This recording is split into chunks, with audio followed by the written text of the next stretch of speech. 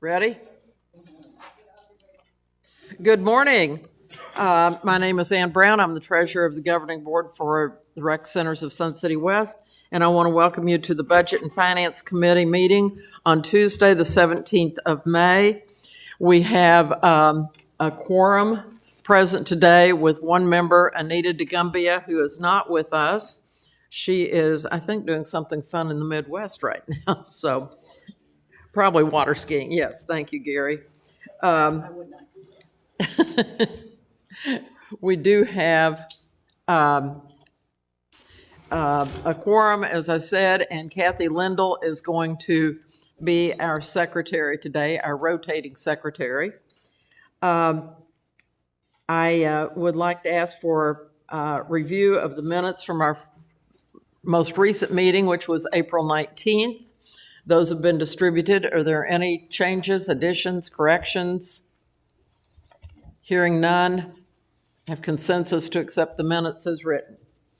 Thank you very much. And I believe Dick Rhodes was our secretary for that. Is that correct? Thank you, Dick, for that. The first order of business today is an update on Cap Trust from our CFO, Pete Finelli. Thanks, Ann. Good morning, committee members. Thank you again for participating with this. Very much appreciate it. Many of you met the two gentlemen that come up for our presentations from Cap Trust. You probably recognize them, but the one that speaks more on the business aspect is Frank Piles, and the one that speaks a little more to the investment advisements is Nathan Erickson. I think they've done a fabulous job.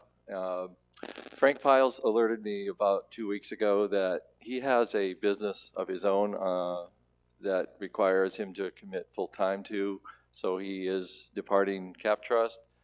I very much enjoy working with him, but I've also met many times with assume the role of the liaison, and of course he will continue to present at future Cap Trust requested presentations that are generally speaking done quarterly. At this juncture, though, we don't have any more scheduled until September. So any questions on that? I think we'll be fine. But. I did want to make a comment. I was on the group that did the RFP last year for a new financial advisor. And while it's always, you always look at the face of the organization that you review, and Frank was the face of Cap Trust, we also went into it knowing that they did have the depth within their organization to provide us with the services we need. And as Pete said, Nathan really is the one who is running the investment arm of it. So I think we're in good hands there, and they do have a very well-rounded staff should anything happen to Nathan, which we hope isn't the case. So, and I do want to remind all of you today, if you have questions to ask, please use your microphone. We're getting comments that the information is not getting picked up by people in our audience. So next we will have a review of the April 2022 financials and the capital update from Pete Finelli. Thank you, Pete. Thank you again. Before we go there, Mike, if we could take a quick peek at the, I've mentioned in the past that this is a little bit difficult to read, but I do kind of think, if you mind, I'd like to highlight just a couple items. Up here, and this is only going to year to date at this juncture, you'll see these variances within my presentation, but essentially for the revenue stream, on the operating, $1.7 million ahead, and expenses are $125 behind or above, if you will. So the component I want to highlight, I guess, is that this is the vast majority, almost 90%, is emerging on what we would classically title discretionary. The golf fees are, no member is required to play golf. Nobody has to go to the Sports Pavilion to bowl. Nobody has to go to any special events. Nobody has to spend on range balls and cart rentals. So I think it's important to note that a lot of this is generated off of the the allure, if you will, of emerging from COVID, or the condition of our courses, the prices that we offer, the times that are availability. I think these are very important things that a lot of our overall budget, and against prior year when of course COVID had some impact, but just wanted to highlight that. Expenses, the 321,000 got some discussion in terms of FTEs, and I think Cliff in his budget presentation alluded to some of that variance, but the 321,000 on 12.3 million is about 2.5% variance, which generally speaking is well within a organization as diverse as us. In the landscape maintenance, of course, about 300,000 of that is generated off of the seed, and continuing the phosphorus chemicals are continuing to manifest themselves, and as is occurring in supplies, where in prior year that's been happening in all of these categories. So overall, 250,000 favorable variance in the revenues against budget. So excellent performance there again. Expenses were very well maintained, a 3% overall variance. Again, the culprits of supply maintenance is where we're getting hit by some of the global inflationary impacts. So overall margin, 200 favorable on the revenues against 52.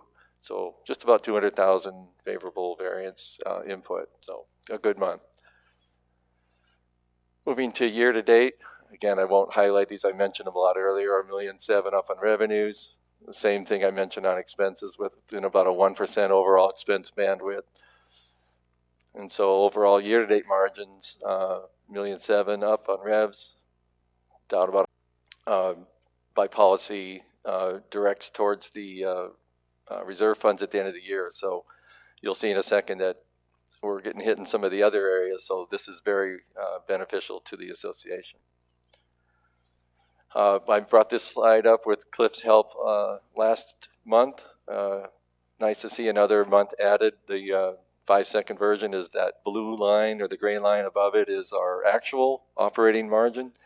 The red line is our budget margin, and so any gap in between is essentially favorable variance, and that continued through April. So a little bit of the impact to the downside, speaking of CapTrust, first of all, on the positive side, it's very strong APF continuance, one of our highest months ever for April. So almost 200,000 favorable infusion into the reserve funds. Most of you are wise, and that's why you're with finances, and that's a view that, just as Frank and Nathan alluded to, historic reductions of both the equities and the bond portfolios in the month of, or last 4 months, but it continued in April. So we did record just over a $1.1 million deficit to the, or valuation change to the reserve funds in the month of April. So the reserve funds have taken some impact.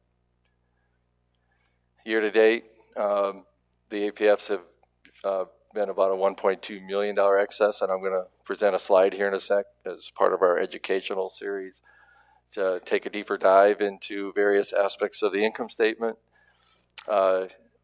Through the 10 months, almost $3 million of unrealized losses have been recorded. And so almost a 1.9 million deduction, if you will, for the capital related component year to date. So briefly, again, I mentioned we're going to try and just do a deeper dive on a statistic, an item of the income statement. You guys could ask us if you want to make any particular requests in the future. We thought that there's been a lot of discussion about APFs. And 2 points that I kind of want to make. The red line is the actuals for the last 10 years.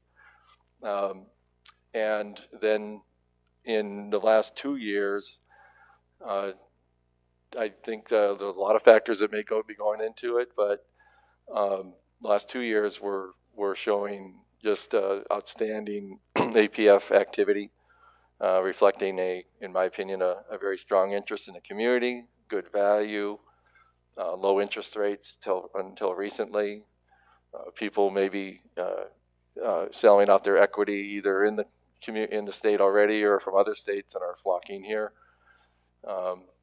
So a lot of good things. There was actually just under 50 transactions that have been benefited in the current year from the K. Hovanian development.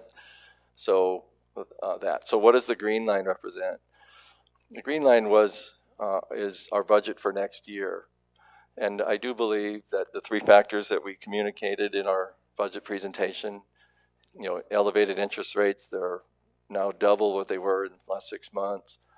The high prices that could stymie future purchases or new buyers, and just relatively low inventory at any given time. So that's where we essentially drove the 1,200 for practical modeling. We believe it's to look at more of a longer term, run rate, and that's where you can see that the 8 years leading up to the last two is where historically we've been. So, any questions on APFs? Just John. Thank you, Pete. I've just tried to do some quick calculations against this, and I'm looking for affirmation or a correction here. If I heard you correctly, you indicated that the 1591, the sales year-to-date or the units included 50 for the new development, which won't repeat. Correct. Dropping that down, I get a number of 1541, which is a little higher than last year, but again, those 2 years going together and the housing boom make perfect sense to me. Do we have any idea how many additional units are out there that will come in on a one-time basis and would probably come in next year into that, and how much of that surge, if you will, that we got, which is kind of a one-time surge, and then it's over. It won't repeat. I have to honestly answer Does that. I'm anybody not aware know? of any more developments. So. Is it finished? Is it sold out at 50? Okay, so the one-time effect, we've got it, it's in the bank, over. Okay, thank you. Oh, sure. Can I follow? I want to follow up on John's. Is that okay? So he said it's a one-time, but let's say 30 years from now, those homes start selling off. Do we get APF fees Sure. back for those? Okay. I just wanted to correct. I could go into policy, but yeah, Not corrected. if you're in the home less than a year, you're going to automatically. If Right. you stay within a year and then move within Right, the walls, okay. then you're going to get Less than- your APF waived. Okay. But there will be a new you. APF paid. Yeah. So I hope this helps a little bit. Just to give you Ann. Pete, have we talked to anyone recently? Are we seeing a slowdown yet? I mean, I realize that it takes a while for real estate. It's a little bit lagging as interest rates are going up, and I know we have a large majority of people, I've been told, who come in here and don't have a mortgage. But are we seeing any lagging yet with Inquiries? home sales going down? No, almost the opposite. Every general managers meeting, Riley gives an update as he oversees membership, and the understanding I have is through 15 days, I think we were in the low 90s, and double that, if you will, that's 180 run rate, and that's well above the norms. So inquiries is another one that we look at. That's going to indicate slowdown, and they're as strong as ever. Thank you.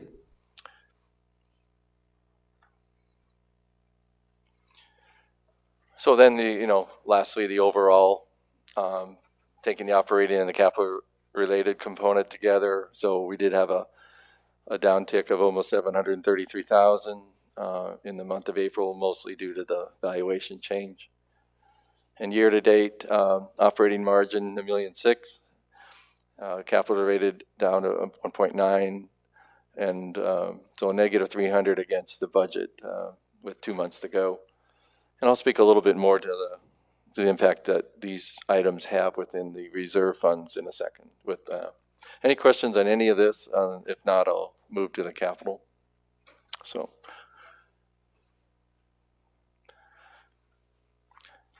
capital, you all know this, presented this every month, 5.7 million budget capital purchase orders.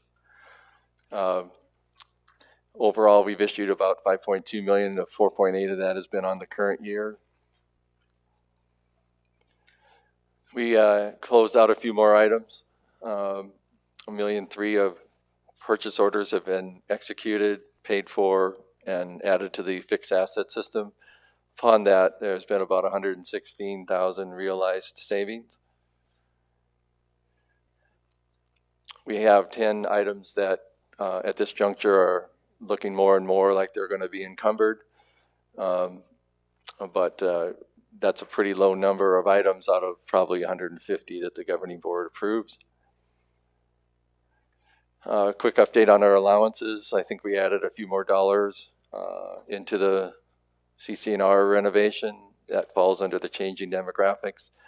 With 2 months to go, we do have about 87,000 remaining of our 395 allowance. And John, with your keen eye, I updated this slide to bring this is what is presented within the budget. The line that I, generally speaking, bring most people's attention to is at the bottom at 56%, and then that's what we're projecting to exit out of the current year, and we started at 58. And so this is a slide I think needs members, in that a lot of people focus on various sectors of this, but they all go to the end game with the same weight. A dollar favorable could be offset by something negative, so we always have to keep that in mind. So I mentioned 58% is where we started the year. Again, that's a highly, there's a lot of factors that go into that, so that's the measurement that we had at the time. We're 1.6 ahead on the operating. Investment looks like they'll earn about 110,000 more than what we budgeted, primarily because of higher bond yields.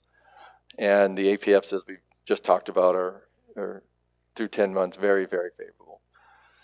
Closed POs of 116, 87 on the allowances. All of these have been defined, but you just got to remember that we weather and we have a long-term outlook, but the valuation change of the reserve funds essentially wipes out almost all of the items up above, at least as far as in the current year. Doesn't mean we're going to have those type of valuation changes any given time. Again, the Cap Trust folks mentioned this is somewhat historic type valuation changes on both the equities and the bonds. That doesn't happen very often. But since they do offset each other, our projection off of that modeling I just mentioned was to be at 56%. Any questions on the capital portion? So, and that's all I had. I believe Cliff will be up for the budget. Are there any other questions on the financial statement presentation or the capital update? I do have a question. Yes, Richard. Can you please remind me what changing demographics is? Changing demographics. Yes, Sure. we have a line on him there. It was 75,000, Yes, as I recall. Now it's 194,000. Talking to Pete. Sorry. Yes, the general, we all know what the word allowance is. It's for unexpected. The overage that you're referencing was brought forward with specific facts and findings using the allowance that clearly we've had year to date. It was communicated within the facts and findings. It was unanimously approved in, I believe it was February, and And actually, for those that haven't been over, the work is well underway. And we are retitling that, I believe, to unexpected and expenditures next year to kind of get away from that question that has been posed to me since the day I got here. So it's a good question, but it's Yeah, that's generally speaking, it's for unanticipated expenditures. it's been a confusing term to all of us. So I'm glad you're changing it. Just a Yeah. moment. Dick, did you have a Absolutely. question? Thank you. Kathy, yes. Yeah, Pete, you've heard me talk about this before, but I'm looking at the 5-year, budget out there. And if you look at the APF rate, we just raised it, $300? And to show that it's raising again, and I know these are projections, but I liken it to ticket prices. You're not going to raise those ticket prices if anything, it might be every other year or every third year. And I think we need to have a little more reality in there because we're going to have to hold those for a while instead of just keep increasing or we'll lose our competitiveness. So just a thought, and that would be the same comment, and I know you mentioned it on the roofs for me. If you look at 2024, 25, a little over $1 million the year before, 900,000 or 9,000. If all that can be evened out and spread, we'll have better investment return as well. Boy, there's a lot there. Yeah. Well, those are just comments. Yeah. Yeah, I don't think you need to respond. Let's go to the them. good news first. We have good news in terms of our competitors directly around us. Please mention about the APFs raising. That might be something to take a look at next year when we go to do the budget, though. If they are staying strong, we may be able to even budget for a few more than we have been doing and leave it at the 4,000 for a year or two. Now, I agree that the comment that's been made in the past, this doesn't affect our current residents unless they're buying more than one property for investments. It affects those coming in, but in the past we've usually kept it at a level pace for a couple of years. This year being different, but anyway, just a comment. John, Thank you. This may require just a simple yes, no question. The water usage and actions might be taken by the state has gotten quite a bit of news play in the general press in the last month or two. Have we learned anything or anything come our way from official sources that would play on the irrigation line of this capital expense and maybe cause us to have to be more aggressive about turf removal and irrigation? That would be a factor here. And if the answer is no, we don't have any, that's fine. I'm always trying to. I believe we're very well positioned against some of the other communities because of what we are, I believe it's called contiguous nature of our courses. When that was approved, so to speak, by the Department of Water Resources, we then had to evaluate our deturfing component, not on one particular course, but against what the needs would be for 7. And it's my understanding that a relatively modest amount of deturfing would be sanctioned to get us to the level we need to be, and it's a pretty low number, and that works very well for us. Thank you. I'm sorry. Pete, good morning. Thank you. This is going to be a really dumb question for me. But in the current month, April, I look at membership variance or this year versus the prior year. Is that due to the turnover of homes as new people applying for our membership at that point? Because realistically, when I look at our community being, I don't want to say closed community, but being pretty much static in the amount of members that come in here, are we going to show this variance as positive in April and then maybe next year in October show as a negative because people are moving from month to month? No, on all fronts, and it's a good question. So what most people don't know, and they and you're not alone, George, they view membership and they think of only the dues. The reality is actually there's 9 or more lines within membership. The answer to your question is actually that the growth year over year is, it was March of last year when guests were re-permitted in. We generate several $100,000 a year just on that component alone. I was brought up at our general manager meeting that the tenants activity, even as late as May this year, is very strong. We're seeing the re-emergence from COVID where the people were able to do tenants. Also in there is transfer fees. When you do the transfer fee of any inquiry for an we're generating a small, relatively small amount on an individual transaction, but aggregate on several hundred more APF transactions, and you can see quickly that all of those are adding up. Quite bluntly, the membership dues are pretty stable year over year. Thank you, Pete. It was just a question. I know when we get these summaries, the banner that we have in there have multiple layers underneath it, and thank you for putting it out there. I have two things, one of which is, and I don't know if you know the answer to this. Do we have any idea what percentage of the homes are cash as opposed to other type of financial arrangement?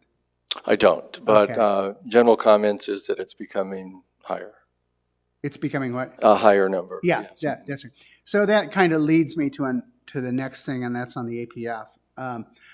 My sense is, and this is kind of a theme that we've talked about here, is that our APF should be competitive. You know, and if we need to look at those around us that we believe or that we're competing with, and that's where we need to be. I mean, if we could target something. So 4,000 is the range. I think 4,000 should be the range. If it's 5,000, then I think we should do 5,000. But so there's not a lot of science in it. I think it's really more of a value. We don't want to be so low that, you know, we're considered lowball and nobody's going to want to come here because we're not. And I know this is not a very good analogy, but still, I think that thought does cross people's mind about, well, how good is it really if they're only charging $2,500? You know, what are they keeping up? So, but anyway, that's really more editorial and just kind of food for thought for later on. A quick question for you, okay? I think the fees, the asset preservation fees, that's all dependent upon the market. And in the real estate, we're in a highly competitive market right now. I mean, I know on my street, one home is sold 3 times. And each time it's been sold, the price has gone up. So when it comes to competitiveness, I'm not sure if someone comes in here to buy something, they're going to be looking at the asset preservation fee they have to put in. If we're paying in all cash, I see homes in my neighborhood going for $500,000, and they're coming in with cash. I don't think they would blink at $4,000 in asset preservation. So I guess my question is, I mean, it still would keep us competitive, maybe go over that number and generate more money. I mean, right now, as I said, in the real estate market, I'm not seeing people blink. As an example, I had one neighbor, they purchased their home at $410,000. 7 months later, they sold it for $475,000. I don't think someone would hesitate at paying an extra $500 for an asset preservation fee. Richard, you said something about going to 4,000. That's what we will be going to the first. Oh, I'm sorry, going higher than 4,000. Okay, thank you. Thank you for clarifying. We make our proposal and the governing board sets the approval of it. Those are all valid considerations and let them decide. One other question, Pete. I'm looking at the projection, and I know it's only a projection. We see the second of the huge Gulf irrigation coming up in 24, 25. Have we, I'm sure Cliff and your people have gone in there, are we adjusting that dollar amount up as the cost of materials is increasing quickly? Yes and no. It's That's- always a that's good, Pete. Yeah, it's always a consideration. I had this question asked when I was at our forum. Are we actually needing to move future prices of all 7 courses reflective of some of the current prices? answer one is we don't operate that way when, as I said, the inflation is elevated for a relatively narrow bandwidth. We do not unilaterally just go in and adjust our future funding inflation percent just on that narrow a basis. On the more positive side, the person was asking, and this kind of correlates back to one of you guys asked about, I think it was John that asked about the courses, whether our water usage was going to be adequate. The best news is that the elevated occurred predominantly against our reserve study modeling. It predominantly occurred in the deturfing area. That proved to be quite a bit more pricey for the irrigation, the stones, the granite, if you will, all the shrubbery and cactus and trees and everything. Those proved to be quite a bit more pricey than we anticipated. Going back to John's point, we don't have a lot of deturfing needs in our current modeling for the ADWR requirements. So I don't have to go in and be highly concerned about that deturfing component just being a reserve study buster, if you will, for lack of a better word. Yes, Gary? People forget how expensive it is to maintain the system. When you play and you see some of these holes that are dug and the number of people that are messing around with the system trying to make it work, the first thing I think about is all the things that aren't being done that they could be doing if we had a decent functioning system. You go back to when the R.H. Johnson, and an organization as thin as we are, spending more time fixing them than doing what they ought to do it's money well spent. Gentlemen, I'm just going to jump in. Where we are today, we have in the product that we offer. So again, primary goal is to preserve, protect, and enhance the assets of the association. You know, a lot of the things that we do were discussed here today with roofs and golf courses and the like. So, you know, that's the primary goal of this budget. We also want to make sure our reserve fund is adequate. And, you know, that we have to look into the future for that. We can't just look what's right in front of us. You know, we have to really plan for that. And, you know, times are good sometimes and times are not so good. So we have to look at that. We can't, you know, jump to a knee-jerk reaction when inflation's coming in at 8.3%, or if it's, you know, negative 1%, which I believe in 2019, 2020 it was. So anyway, we have to look, we have to plan, and we have to, you know, look at things historically to do that. Also, you know, there's a lot of talk about master planning, and you know, part of the master plan project, a huge part of that is, you know, what are we going to invest to stay competitive in the market and to, you know, give services and facilities back to the community, because that's all part of it as well.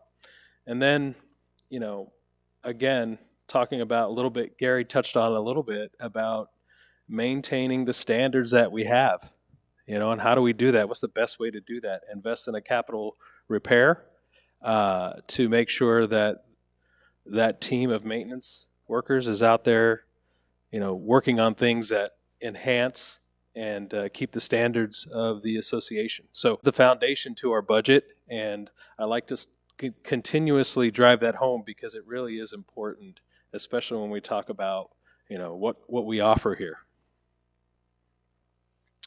No changes here on the financial statement. Again, forecasting a $1.4 million inflow into our reserve fund, and, you know, highlighting the areas that are impacted most. And, you know, 10% increase in salaries, wages, and benefits. That's an investment. It really is. It's an investment in our biggest asset, which is our people. 63% of our overall expense is attributable to salaries, wages, and budget and benefits. So we really have to do that again to maintain, to preserve what we have here. All right, let's talk about dues now. So I wanted to provide a chart here showing what our dues increases, the dollar amount increase, have been for the last 20 plus years. You can see here there's 2 years where it was 0. There was 1 year where it was $39, and then this year we're proposing a $28 increase. But just wanted to show what that looked like compared to historical dues increases, just to give some context. And then taking this, the dues increases, and laying on top of that the inflation rate. So, I think the key takeaway from this slide is that, as our inflation rate rises and falls, our dues increases do the same for the most part. Quick question here, Cliff. So Yes. You've got the two graphs up there. One's for inflation, the other one's the dues increase. Yes. So is there a correlation? I mean, as I look at this, are we raising dues higher than the rate of inflation? Well, I'll get to that slide next, which actually shows the rates together. But and I think that'll answer your question. But this slide specifically is just to show the actual increase year over year, and comparing that to the actual inflation rate, and showing that as the inflation rate drops, the fee increase over the prior year generally drops, and as the inflation rate increases, the fee increases higher over prior year. Okay. So let's go to the next slide. So this is the actual dues percent change year over year with the inflation rate. So to answer your question, historically, our dues increase percentage is higher than our inflation rate, except for the last 2 years where it's been lower. And again, this is April. This is 8.3%. We won't finish up at 8.3%, but I don't think we will, at least. But this chart, I believe, is what you were asking, Richard. Yes, I was just wondering, why is it that the dues have been exceeding the rates of inflation? I mean, it would seem to me that if we're exceeding the rate of inflation by dues that are higher, then we have more revenue, so therefore there should be added expenditures, added value to this. So, I mean, I see here from 2000 to 2023, there has only been maybe 2 years where we didn't increase dues. So the question I ask is, why is it higher than the rate of inflation? Yeah, it's they're not dollar for dollar comparisons, of course, but what I'll say is that they haven't been for the last 2 years, this year or the requested budget. So I can't answer really that question specifically, other than if you look at the trends make sense. In terms of the rise and fall of each. I would Yes, ma'am. almost think we would have to go back and look at those particular years and see if there were things that we were doing capital-wise that required us to have more. I don't know. I've only been here since 2011.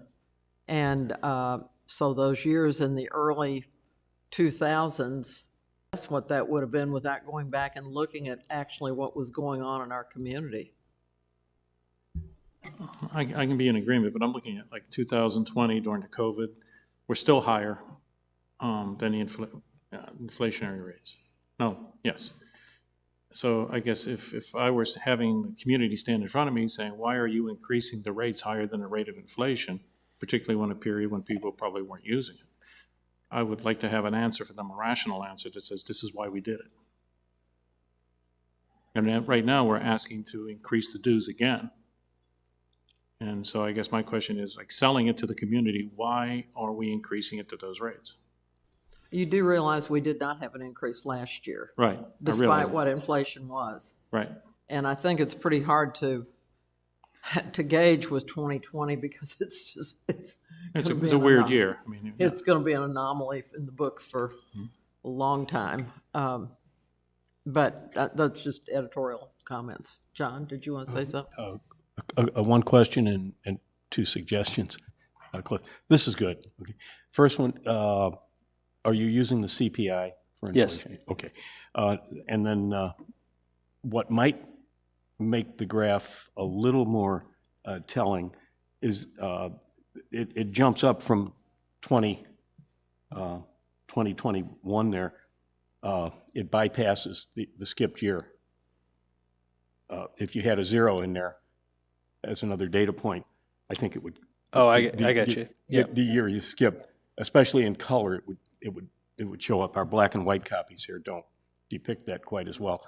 The second thing is, if I were going to go on a search and destroy mission looking for a very good question, because I think the community would benefit from the more transparent, the more information we can provide to the owner members, the better we're serving.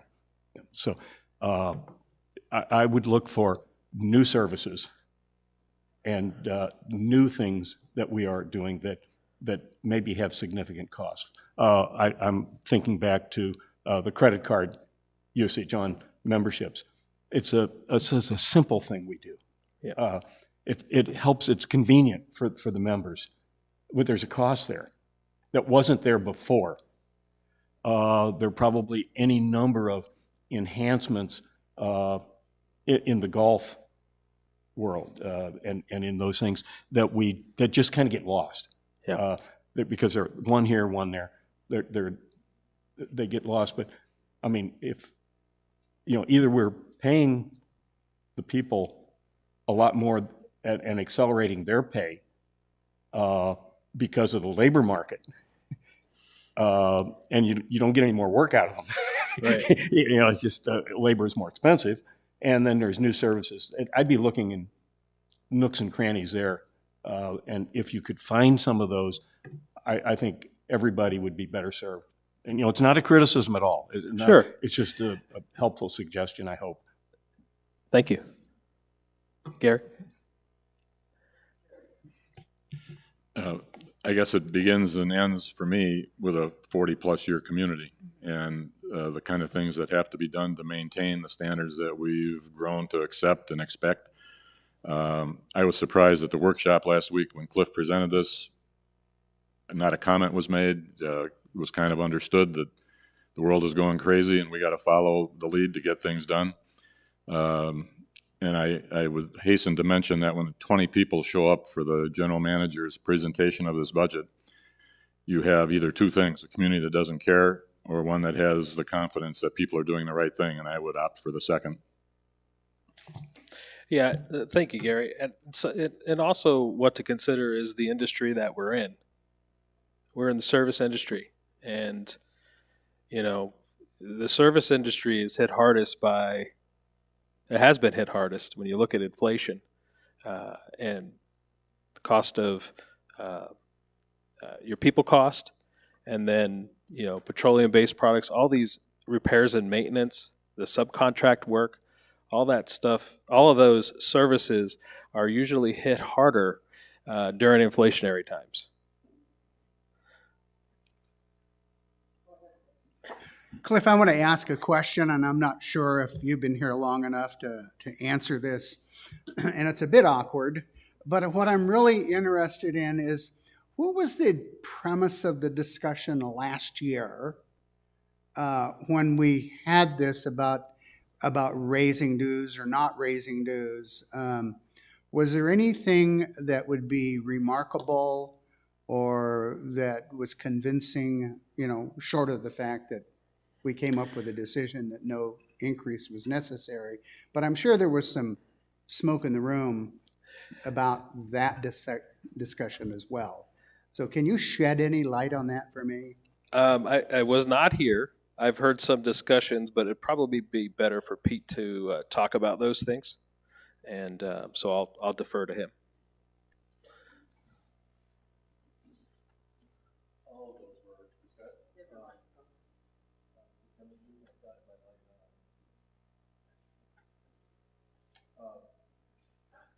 a confluence of a lot of items. The status, if you will, of our reserve funds and a percentage was, in my mind, one of the driving forces of long-term modeling. It's why I try to spend considerable amount of time communicating, how that is functioning. Dues are, probably 60% of our revenues. There's no question it's the backbone. When the evaluation of, the impact that COVID had upon, the membership, especially for, some of the government required closures and everything, I believe that when we evaluated and George mentioned it, about what is in membership, you forget that there are tremendous other components that are going into membership revenues. I mentioned guest fees and tenant cards and transfer fees. At the time, we thought that the impact of the closures would be probably, so to speak, the wrong time to be going after an increase for dues. The inflation was still relatively modest at that time. And quite bluntly, we were starting to merge. This was March of 2021 when the guest prohibitions were lifted. And we lost, as I mentioned earlier, several $100,000. Special events had no dollars. Tenant cards were virtually non-existent. We were getting a sizable belief that those sources of revenues would restore themselves, and the impact that had on the people in the community would be well served to not put a price increase on the dues at that time. I actually appreciate your honesty on that, and I guess in the back of my mind, what I was thinking, and this is purely hypothetical, is that if there was discussion that maybe there should have been a $5 raise or a $10 raise, but given the special circumstances and given the times, the decision was made, no, that's the wrong thing to do, hoping that we would be able to sum back up this year. And so my sense, that's exactly what I thought was happening. So you've really satisfied my mind on that, and it kind of tells me that this raise is actually could possibly be considered trying to supplement what we've missed in the past. Is that a fair statement? No. No? Okay. I really believe that. Okay. And I think Gary was alluding to it, and quite bluntly, I thought this committee was extremely supportive of investing in our staff next year. We are behind the 8 ball. There are communications of how many positions are open, the difficulty that you see nationwide. We're not in some kind of bubble here where we're exempt from that. And we need to invest in our staff to retain and recruit. And absent that, I believe some impacts that are not going to be pleasant could be felt. And that's not an absolute, but I think we risk that. This board, this committee, heard that, and I believe they were supportive of the decision. That is the vast chunk of the support for this increase. Commitment in our community. And item number 2 is inflation. Cliff alluded to it. We've got golf courses. The impact in fertilizers, seed, are not some imaginary that might happen. They're front and center. Oil for our they have to be funded or we're going to fall behind. And that's we believe that. And going to Richard's point, we're actually kind of proud. Maybe we're not saying it loud enough. We're proud of the last 2 years that inflation has had impact upon our organization, and yet we managed it through other sources, try to make our amenities competitive on price in terms of quality, and we're seeing that in discretionary spend, and I think that should be celebrated. And dues, this is below the inflation rate. It's investing in our community, and that's why we propose it. Thank you. Yeah, I just would make, I support this totally. When I worked in higher ed, frequently we found ourselves with the same kind of discussion compared to the CPI. And what we had to do was to adjust it to higher ed CPI, or, inflation rate there, which is really what's happening here.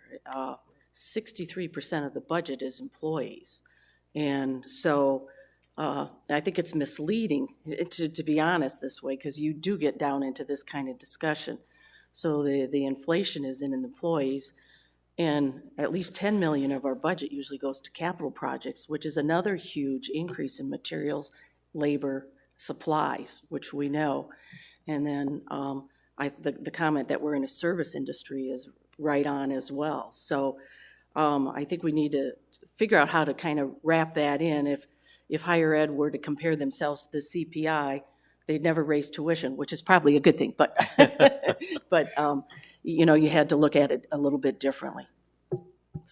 And I know my general manager's up at the phone, but I just want to also reiterate too, we're looking at increase in dues. One of the things that our general manager did, looking at the budget that we're currently in this year, was to look and go to his staff and make sure that they were not over budgeted, they were on target, and they made sure, and he came back with a minimum of 3% reduction of expenses with the current budget that we're in right now. And I want to make sure that the committee and anyone who's listening realizes that our general manager has done, of course with Pete, can't leave Pete out, a great job in also not only asking about revenue, but when you talk about revenue, there's also the expense side.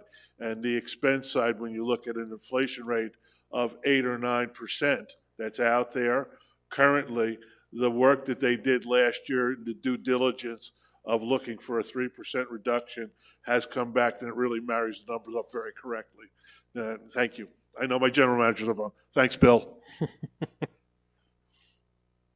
Other comments? I just have one last one, not to flog the dead horse here, but I look at this and regarding the index would be telling in here for all the service-related things, but just looking at it as is, I don't see a problem with it. I think this community is extremely well managed from a financial point of view. I think we're very, very lucky that we always seem to have one eye on the dollars flying out of here. And I look at this and I don't get any angst at all out of it as written. And I think a different index would make it even a better, more compelling story.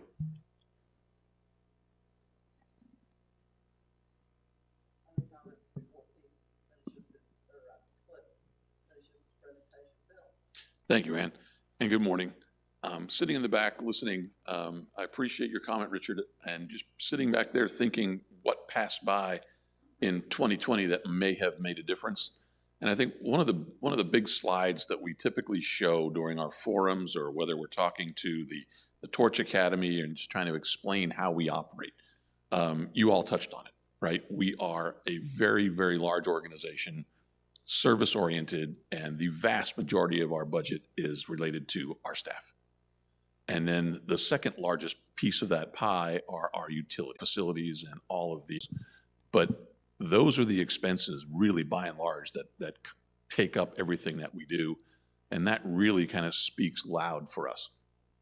Secondly, in 2020, we inherited a completely new department within our operation here when we took over the operation of CC&Rs. So that added a whole other fleet of people, per se, both part-time and full-time, to our organization. But in doing so, we enhanced our management, per se, of the properties here with a program called REDS, where we communicate directly with Maricopa County now. That wasn't happening then.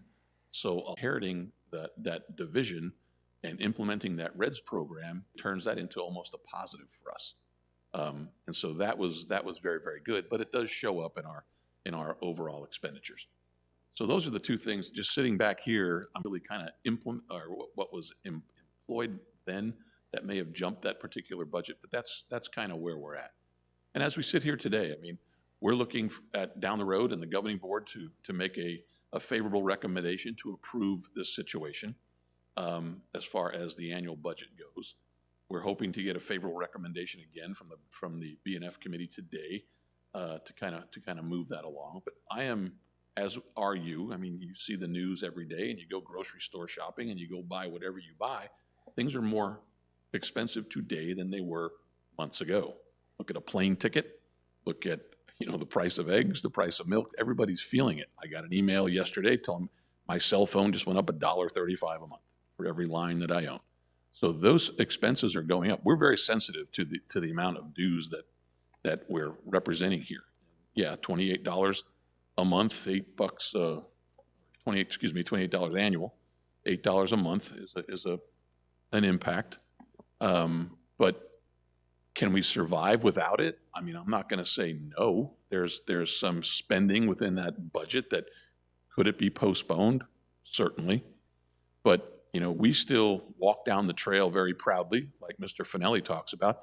We are a premier adult retirement community. We want to make sure those standards are maintained. And that hence is the reason why we do what we do. It's unfortunate that our insurance costs, based on the amount of employees that we have jumped. Again, we faced that last year. There's a lot of incidents that do happen around the world that insurance companies have to pay out on, and that unfortunately gets directed back to us in the form of dues. Things we have no control over, whether it be forest fires, whether it be mass shootings, whether those types of things, whether they happen in Arizona or anywhere else in this country, affect us.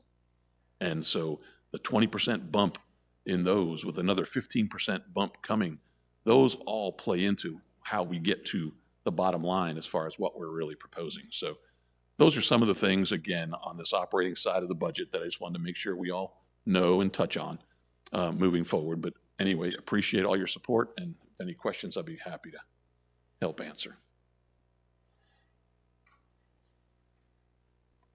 Thank you. Thanks, Bill. Okay, so, thanks for all the engagement, by the way, on that last slide, those last couple of slides. I think I've got a couple good takeaways from there. I'll try to come up with that kind of service industry. I'll do some research on that. But, a big purpose or a big, my intention behind putting those slides in there is to get this communication and engagement going with this committee, because I think the community really benefits from it. And, the slides that we've inserted into Pete's presentation and the feedback that I get from you, and we go back and create this stuff, I think it's great for the community. So thank you for engaging in that. And then speaking of engagement, I put this slide together because I really do want the community to understand, this committee, all the committees, that this budget has been a culmination and a collaboration. I'm just talking about the operating piece. It started on January. That was, or the results that came out of that was, an increase for bowling rates. And, we've had basically 12 public engagements since January on this budget. All throughout that timeline, we've taken feedback, we've gone back, discussed it, generated slides to help communicate and engage, and just really get the community engaged and involved. And Gary touched on it a little bit earlier. I believe that this is the first time I've gone through this process, and I've really enjoyed it, and I really enjoy this format, where we get to talk to the community and talk to you, and you all leave here and people come and ask you questions, and it's a great way to really get the community involved. So I put this slide in there just to show all those different touch points. I know it's a little busy, but yeah, no, it's been a great process, I feel. So, okay, so, to this point, with this presentation, we've done all of our public presentations required on the budget. All the public forums and the committees, this has all been presented. Now we've had the over 100,000 approved by the governing board on April 28th, and then at this point we'll move this forward to the governing board with your recommendation for a vote on May 26th. Any questions or comments? Cliff, I just want to thank you, and I think if we look at this next to last slide that shows, I believe we're the 13th time that this has been presented in public, I don't think anyone can say that we're not transparent with what we're doing, because it has been open.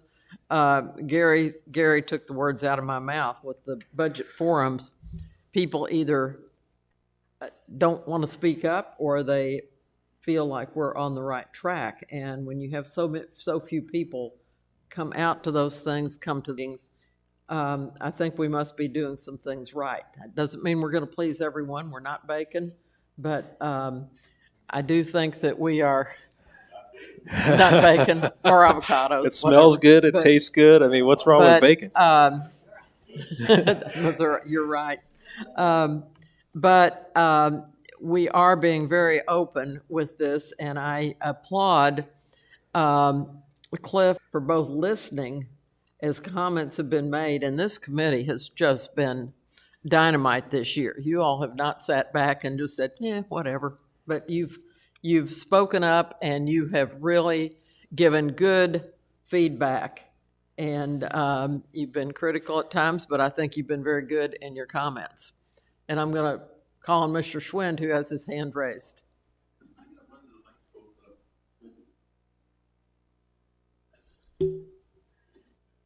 Please don't run.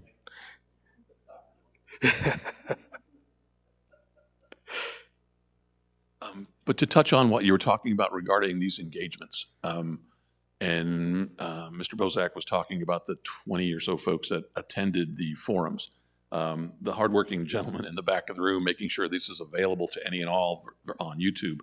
When it comes to the forums and those types of things, as far as our budget, we've got 399 hits.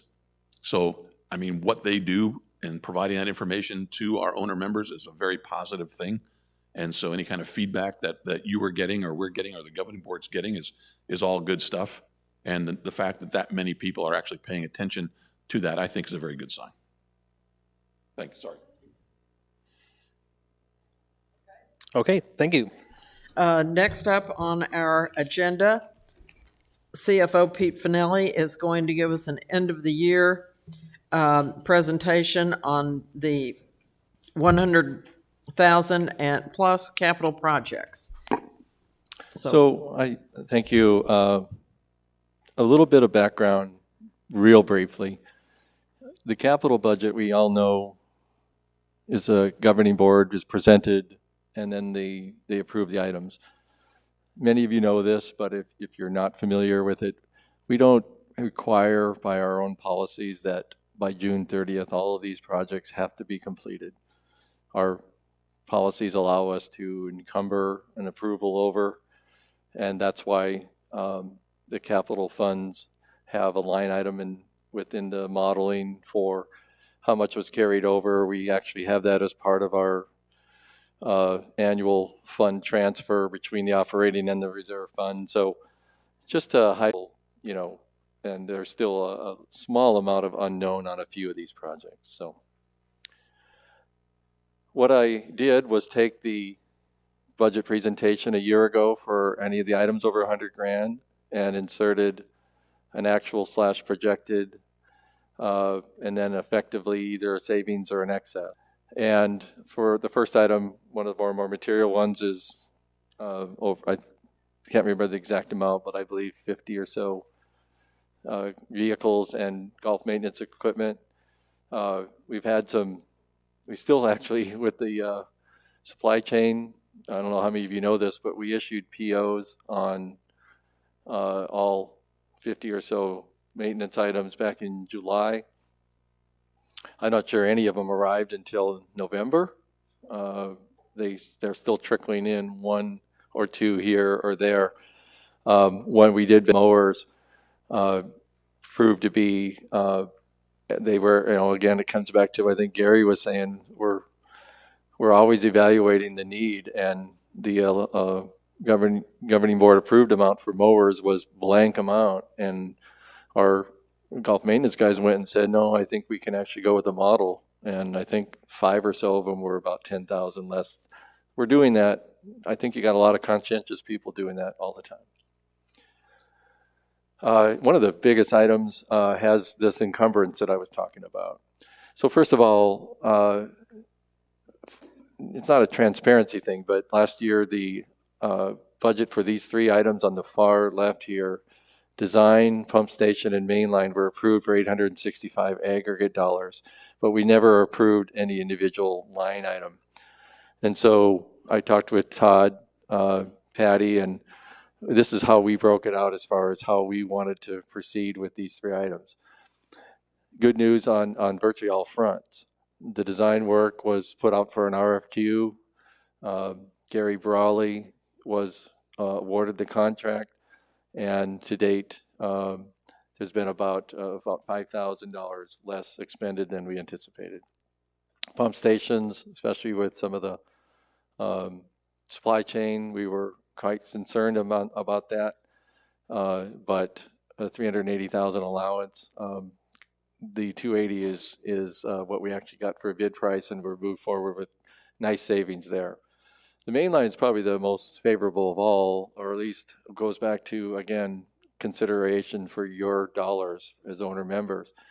The main line could have been done. There was a way of bringing that line in parallel to the existing line, but the deployment costs for you hear this from Carl all the time, the deployment cost to doing a project is one of the bigger costs that these entities involve. So we started to evaluate, to the word encumbering. We're going to encumber this $305,000 over because, according to the contractor that we're proposing to use for the Grandview project, they don't have to enlist a lot of the mainline component if they can make it as part of the broader project.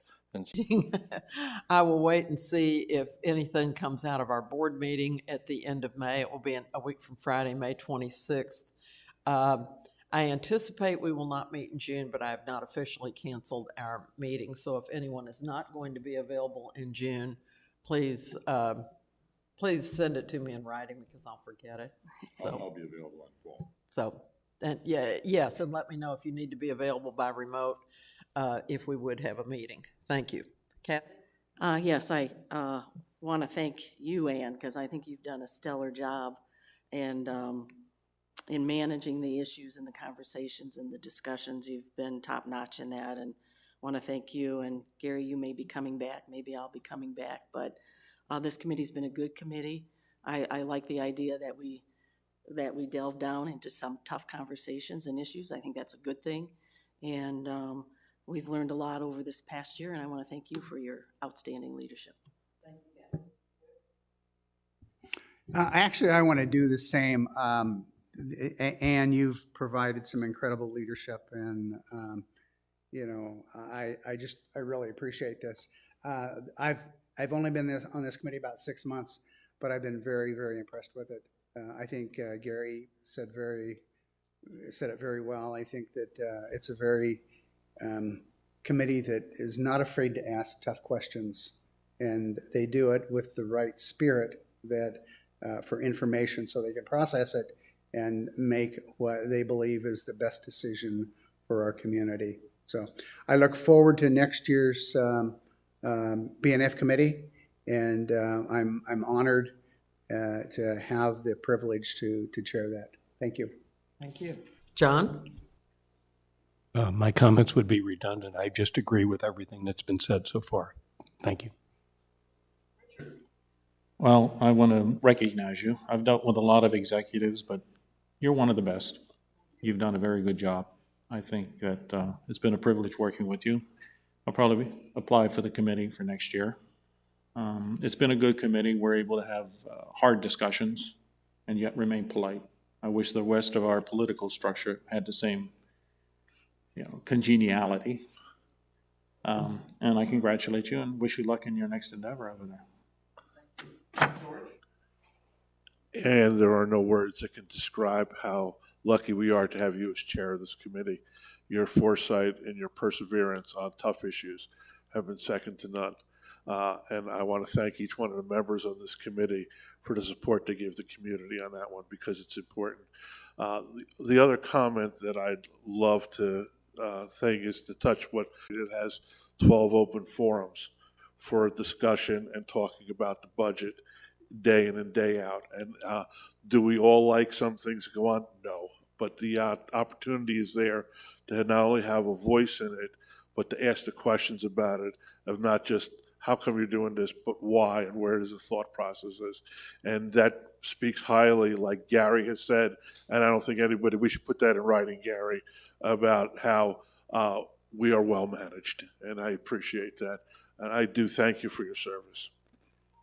Thanks to all of you, and anybody who comes back on the committee next year, I should forewarn you that I've already been asked by next year's governing board president to serve on this committee, so I will be here. But I think one phrase Gary said quite well was, we have an intellectual curiosity, and I think that shows through in this committee, and we don't always agree, but we do know how to be respectful and to disagree without being disagreeable. And we have not had any personal attacks. We have just all been respectful of each other, and I think that says a lot. And of course, working with Pete and Cliff and Terry and ultimately with Bill, I think we've had good answers and support from them too. Do we have any live comments from our audience? We do. President Sue Fitzsimons. Thank you. I just want to go along with what the other people have said on this committee and let you know that you are absolutely, invaluable resource for the governing board, because you have the expertise, you have the knowledge, and you do delve into things. And to provide for the board that kind of service and your recommendations is really a comfort for board members who may not be that experienced in financial issues and have not had enough time to be able to delve into them as you do in depth that you have done in this committee. And so I would say you are one of the very, very most helpful committees, and your expertise is absolutely invaluable for assisting us with at the governing board level. So thank you very much, and I hope a lot of you hang on for next year and continue to provide that. And I too feel that you work really well with the staff, and I think that's so important. So thank you very much. Thank you for your comments. Have we had any remote listeners, or do they have any comments for us? Don't hear of any others. As I said, our next meeting dates are scheduled for June 7th and June 21st. Those are currently listed as possible, but I will let you know as soon as I can, and you just let me know your availability for June. I do not believe we will have both of them, but maybe not either one. But thanks again to all of you for the time you've given, not just your time here at our meetings, but I know it takes time to study the information before you get to a meeting, because you all have come armed with your questions, and you've drilled down and you've done calculations, and that's great. That's what we need to have from our committee members, asking the tough questions. And so thank you very much. With that, we are adjourned at 10:34. Thank you very much.